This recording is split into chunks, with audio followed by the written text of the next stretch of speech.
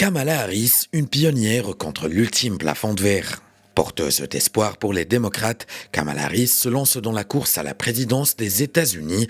Harris veut sortir son parti de la léthargie installée par Joe Biden et stopper Donald Trump. La Californienne de 59 ans est depuis longtemps une figure montante du Parti démocrate. Celle dont le prénom signifie fleur de lotus en sanskrit incarne une multiplicité d'origines.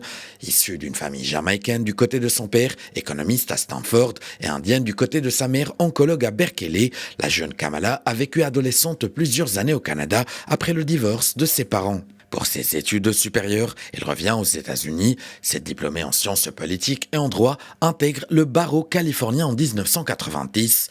En 2003, elle devient procureure du district de San Francisco, puis en 2010, procureure générale de Californie. À chaque fois, une première pour une femme et de couleur de surcroît. Après 2 mandats de procureur à San Francisco, elle a été élue à 2 reprises, procureure générale de Californie, devenant alors la première femme et la première personne noire à diriger les services judiciaires de l'État le plus peuplé des États-Unis. Critiquée pour sa répression sévère des petits délits qui a, selon ses opposants, surtout touché les minorités, en 2022, Kamala Harris a pris avec ferveur la défense du droit à l'avortement remis en cause par la Cour suprême.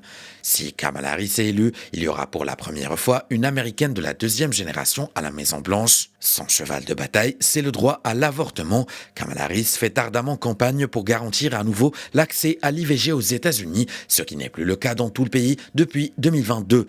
Elle fait aussi de l'écologie, de la défense des minorités, des questions centrales.